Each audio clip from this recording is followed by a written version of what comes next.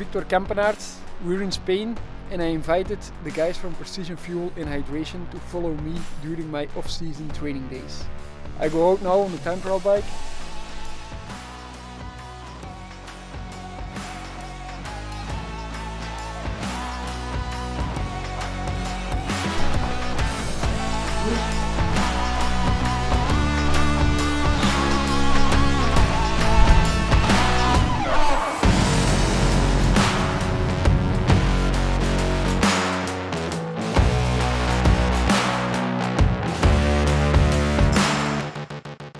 To be fast on the time trial bike, the most important thing I would say is to ride on that bike a lot. For me, when I was a very good time trialist, the main thing I did different than others, that I would, with my hand on my heart, I would say I did double the hours on the time trial bike than other good time trialists at that moment. So riding a lot on the bike is important, but you have to ride in a position that you don't just find like this, but you do proper testing, proper wind tunnel or track testing. The body is very adaptive. If you find a very fast position that is not comfortable, but when you do it like 15 hours a week, it will get comfortable with time. I started using laces for time trials because it's more aerodynamic. The main reason why no rider wants to use laces in a race is because they're afraid you can tighten them during the race, and that's true. But because the pressure is so equal over the shoe, there's no need to.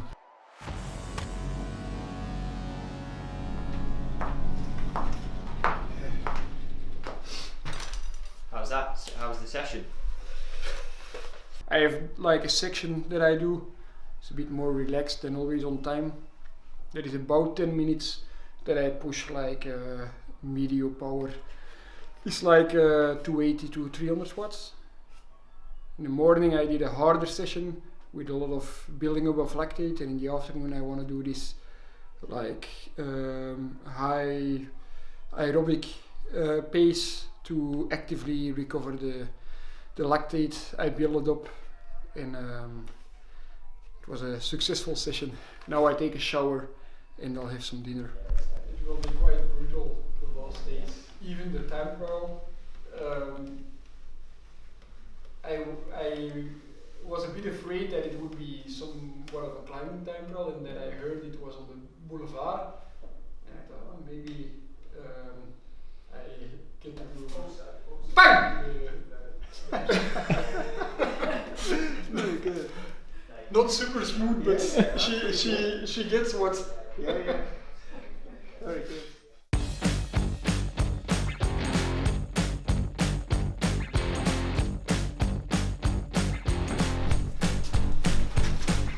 So day 2, it's about 3 hours on the road bike.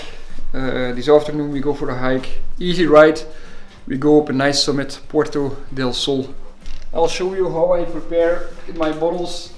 We're very happy that the Precision Fuel made for the team these bags that are just the perfect amount for 5 liters, and I'll just show you how quickly it's done.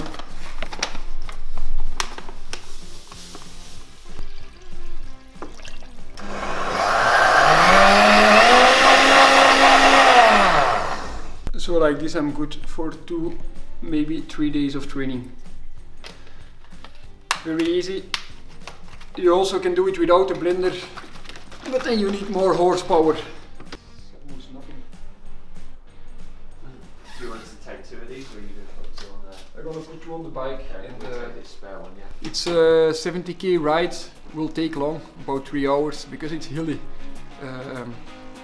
That's it, let's go. Yeah, I am a smart mouth. How'd you think I wound up where I am, who I am by now? Just another minute till we sisters sign off. So if you know when I'm waiting. Victor's out, just started his easy ride. Always a little bit stressful for us trying to catch him. Very interesting this morning watching his pre-ride warm-up routine. This isn't a guy who just kind of rolls out of bed, throws on his shoes and goes out the door. He's got a lot of core stability exercises and activation exercises that he does, and he was telling us he does them every day. He had a nasty back injury last year where he crashed and actually fractured one of his vertebrae. So I think that he now has to do some sort of daily prehab type work to make sure that his core's staying strong so that he doesn't get back pain. But like as we're sort of learning with Victor in the way he approaches everything, he's extremely dedicated and professional in the way that he does it. And even though he admitted this morning he doesn't really like doing his core stability training, it's still something he makes time to do every single day before he rides. Would you swap it for the Belgium training roads?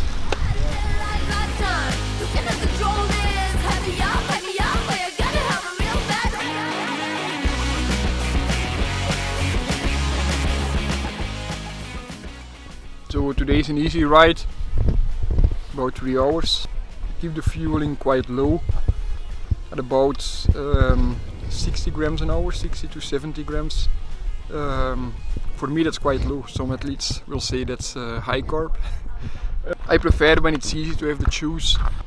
They have more taste to it than the gels. Gels is more real performance, but gel is more easy to take when you're suffering. The chew is more like a nice moment to look forward to. When I would go harder, I would fuel up to 130, sometimes 140 grams to really push it with all these carbohydrates.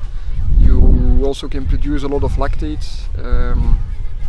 People think as lactate as a bad thing. In training it's a really good thing actually to have a lot of lactate, because when there's a lot of lactate there's also a lot of opportunity for your body to aerobically burn that lactate, and like this you boost your VO2 max. A lot of sugars makes you able to produce a lot of power. It's like a car, it runs on fuel. And when you have no fuel, it stops.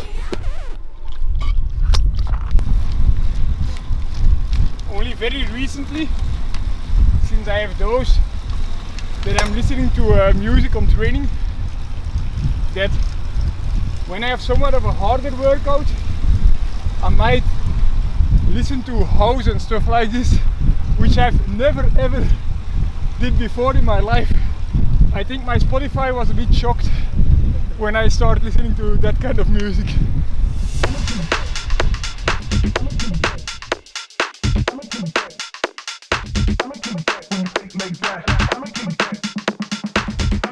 Descending can be tricky.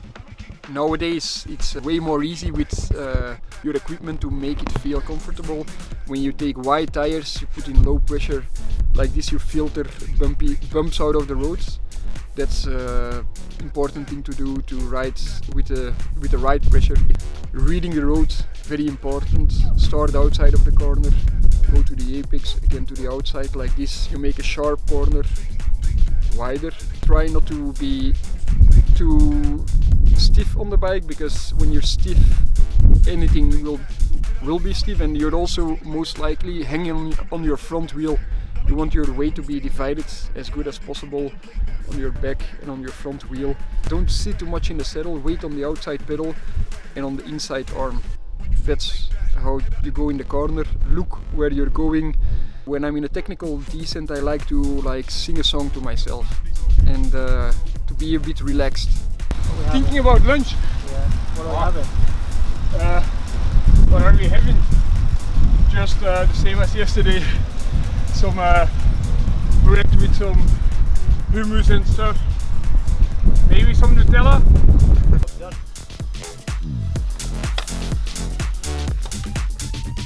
So that was it for the bike today.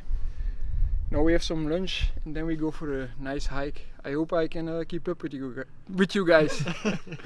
There are easy rides like today, but instead of riding 5 hours today, we ride 3 hours and we go for a 2-hour hike. But when, let's say, halfway December, it's about getting the hours in on the bike. And as said before, there's no secret to riding hard on the bike. It's riding a lot on the bike makes you ride hard.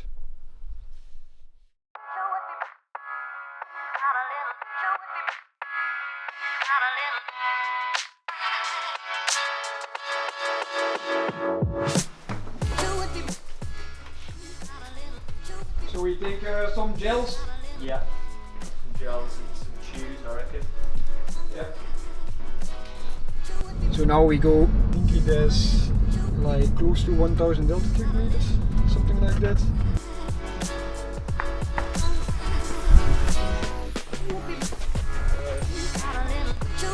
We are, we're 2.6 kilometres along the track, so like a quarter of the total distance, probably half of the climbing, I think. So we go to 1004. Yeah, halfway up. Yeah. Nice. So far, so good. Mm-hmm.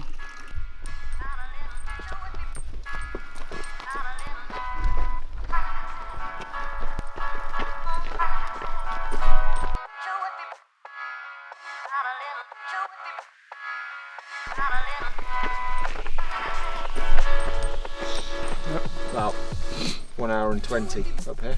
It's been nice. My reward was half a chew. It's quite cold, but when you walk, you easily sweat because on the when you're riding uphill with the bike, you're not going fast, but still somewhat fast compared to walking.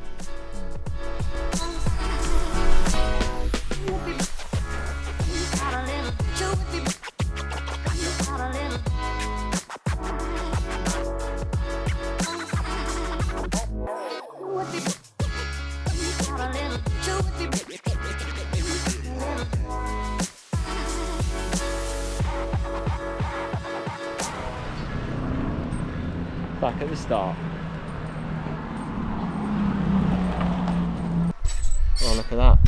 Move goal achieved. I passed my move goal with that, according to Apple anyway. Victor, when you do a day in the off season like that, where you ride in the morning, you hike in the afternoon, I presume a lot of the time you're measuring your like overall training stress, and it's quite easy to do that on the bike. How do you quantify your training stress or something like that? Is it just guesswork, or is there any metrics? Yeah, I would say it's more guesswork. I don't really have data of it. Of course, Yeah. I upload my file Yeah. on my Training Peaks account, but to have like the performance management chart with the TSS scores and stuff like that, yeah, it doesn't really fit in there. No. If I would do something when I'm more like in January, I would give estimated TSS scores to my, if I do a long core workout or stuff like that, Yeah. to make it all fit in properly and that you have some kind of an estimation of your chronic training load. Yeah. But now at this time I don't really care too much. If I would have done a 6-hour ride with I don't know, 2 climbs at around 400 watts, I would wake up easily tomorrow. Yeah. After this 2-hour hike, I will feel my legs when I get out of bed tomorrow.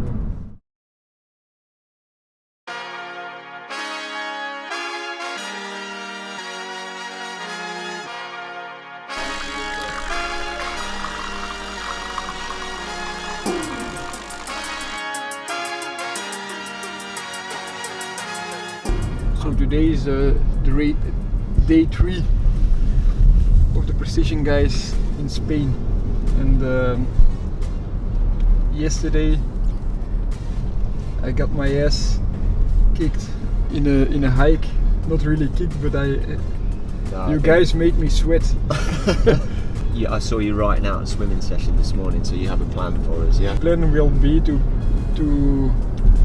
get as fresh as possible to the small race we do, 50 meters freestyle race. Will you break 30 seconds today? Depends if we start out of the water or we start from the starting. Oh, okay, in the water. I reckon we do an in the water start. I think that's Safety. in your advantage. Yeah, that's why I'm suggesting it. Yeah. I think it will be somewhere around 30 seconds. And, Yeah. This could be close, Victor. And I said earlier, you have a reputation for competitiveness. You need more time in your speedos, Victor. Get that tan line evened out.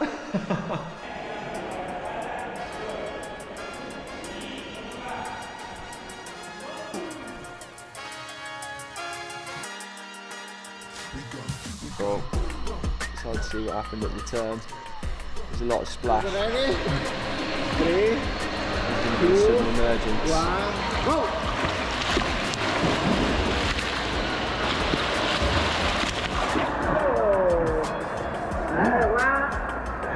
This is the win. Campanarts for the win. At least it was close. Oh, 1 second, 1 second. I need 1 week recovery. 1 second. We just learned Campanarts can still swim For 50 meters. for 50 metres at least. So it's 31.47 is that one? So that was you finishing after I smoked my cigarettes. Yeah. But it's not about the time, it's about the results, you know. Yeah.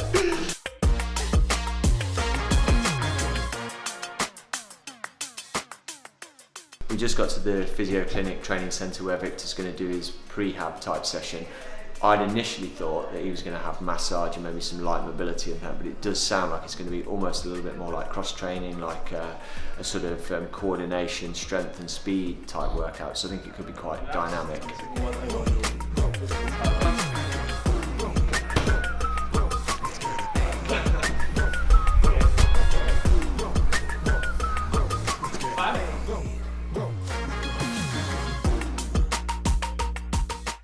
Cycling is very like a small range of motion you have, and when I'm going into the season, when the races are coming, I will be focusing on that small range of motion, because in that small range of motion, that's where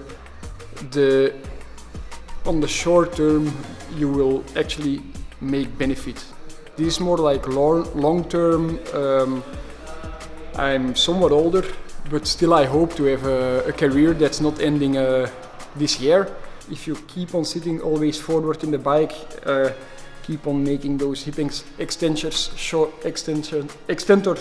shorter, keeping always this back like this, you won't last super long. And today was more like coordination, some speed work, which I'm actually very bad at in the coordination, like the color thing, which is nowadays quite popular. I'm very bad at that, and that's, you know, in the peloton you have to react often very fast, and that's highly correlated with that.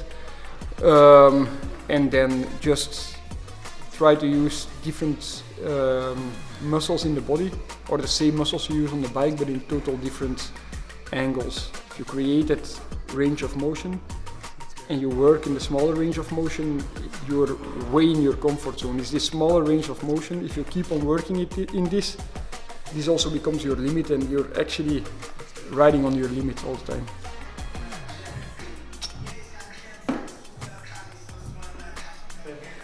Victor, it's been a great 3 days. Thank you for having us. We've got to get back to the airport, so you're right to get a taxi from here? I'll run like yesterday. Yeah. Good stuff. Good. Enjoy the good weather in the UK, Yeah. and I'll do the same here. Yeah, we'll see you in the season, mate. Okay. Enjoy. Thanks Ciao. for having us. Have a good Bye-bye. flight. Yeah. Oh, we ruined it.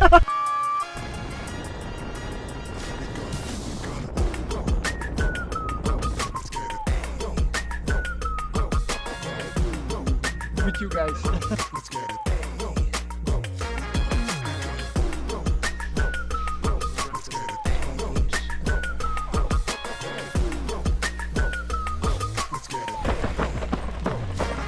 Victor says, bring your camel kit down, we'll just go for a hike.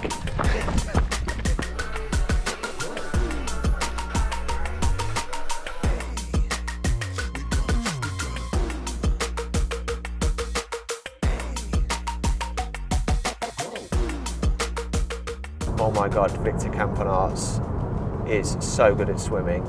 He's actually, despite what he says, really quite an adept runner, and we know what he can do on the bike. So if he decides at any point in the future to sack in the cycling and take on triathlon, then there's a lot of triathletes out there got to be worried, because I think that bloke could do some damage. So triathletes beware. I reckon Victor Campanarts might be coming for you in the future.